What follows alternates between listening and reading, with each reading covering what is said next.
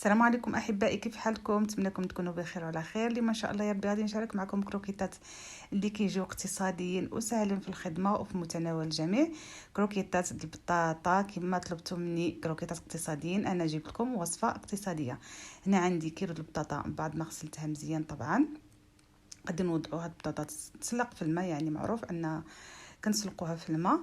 ومن احسن البنات البطاطا سلقوها بالقشور ديالها، حيت ملي كنقشروها وكنسلقوها كتجي بسله، ما كتبقاش ديك الطيبه ديالها كيف ما هي. صافي هنا غادي نوضع هاد الكيلو البطاطا اللي عندي كميه على حسب مستطاعة كل واحد. غادي نوضع لها شويه الملح وغادي نوضعها تتسلق. وهنا ضروري نغطيو الطنجره اللي غادي نسلقوا فيها البطاطا، واذا كنتم مزروبين ممكن انكم توضعوها في الطنجره للضغط. وهنا غادي ناخذوا واحد البصيله البنات وغادي نشردوها بهذه الطريقه. غادي نقطعوها لمكعبات صغارين، حيت هاد الكروكيطات ما غادي نعملوا لهم لا دجاج ولا لحم ولا كفته ولا تون ولا حتى شي حاجه. اقتصاديين كما طلبتوا مني وسهلين. صافي وضعنا ديك البصيله، عملنا لها شويه الزيت مائده، شويه الملح، شويه الابزار، ودعناها تشحر. هنايا البطاطا ديالنا هي تسلقت. ضروري تقشروا البطاطا هي باقا سخونه باش كتجيكم سهله لا في التقشير ولا ملي تكونوا كدلكوها، يعني كتبزعوها. ضروري تقشروها وهي باقا سخونه. المهم بهذه الطريقه هذه هي كتعذب شويه لان كتكون سخونه البراد، كتحرق شويه في اليد، ولكن ما كاين علاش نخليوها حتى تبرد، لان الا خليناها حتى تبرد ديك القشره كتلصق في داك البطاطا وما كتبغيش يتزول.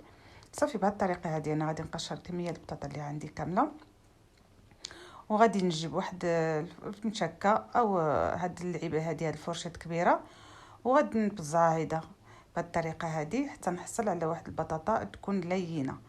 هنا كما كتشوفوا معايا انا كنجمع من الاطراف وكندفع الوسط وكنتكي يعني على البطاطا ديالي بهذه الطريقه هذه باش كيجيو كروكيطات ديالنا ناجحين 100%. صافي هنا من بعد ما شفتوا معايا انايا بصات البطاطا ديالي بهذه الطريقه هذه، هذا هو القوام المطلوب. صافي الطريقه سهله وبسيطه. هنا هي ديك البصيله ديالي بعد ما شحرت، هي هذه. هاد البصيله كتجي قمه في الروعه المذاق ديالها في البطاطا. هنا عندي واحد القبيطه المعدنوس، طبعا هنا مغسول ومفروم رقيق كما كتشوفوا معايا. المهم فيديو كيشرح راسو بيدو. هنا وضعت بودره الثوم، نص معلقه صغيره بودره الثوم. اللي عندها بودره البصل ممكن حتى هي تضيفها. انا عملته يعني عملت البصل هيدا مقطع، قلت بلاش ما نضيف بصله، عفوا بودره الثوم. عندي هنا فلفل اسود اللي بزر.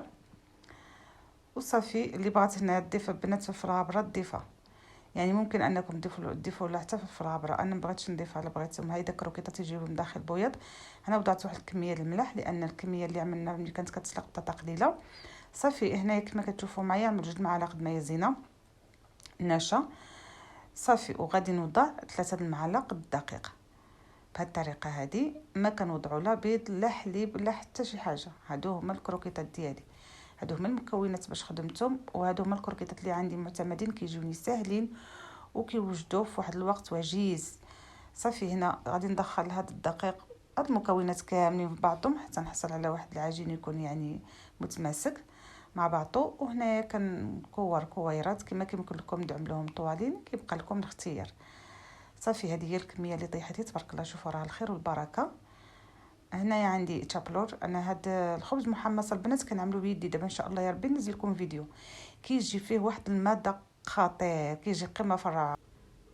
وهنا عندي الدقيق، وهنا عندي 2 بيضات.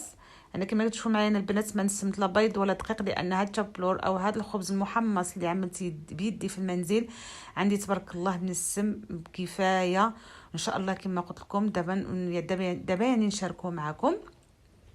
كما كتشوفون هنايا وضعت كروكيطه ديالي في الدقيق، وضعتها في البيض، وكنوضعها في تشابلور. غنستمر بهذه الكميه بهذه الطريقه حتى نكمل الكميه اللي عندي كامله، وغادي نقول لكم كيفاش ممكن انكم تحتفظوا بهم في المجمد وكيفاش تقليوهم.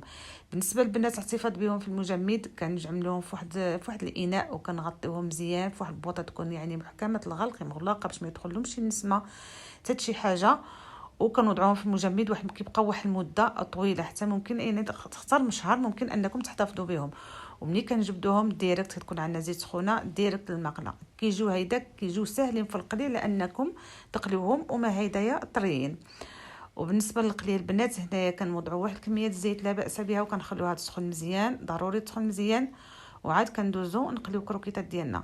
هنا باش نعرفوا الزيت سخنات ولا لا كنوضعوا واحد شويه تابلور هايده في الزيت. ملي كيتفاعل ديك الزيت مع التابلور كنعرفوا بلي الزيت ديالنا سخونه.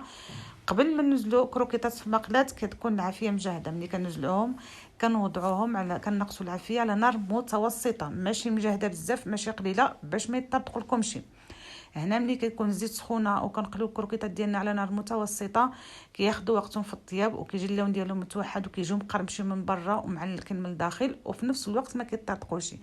ها هي الوصفه كما طلبتوا مني، ناجحه في 100%. كلشي قبلت عينكم، تبعوا غير الطريقه وتبعوا الفيديو حتى الاخير ان شاء الله يا ربي. والكروكيطات غادي نوجدوا لكم.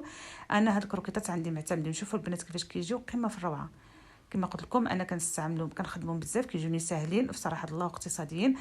كنزوق بهم سلاده، كنزوق بهم باستيلا، كنعملوهم في صابلي بريستيج ملي كيكون شي مناسبه.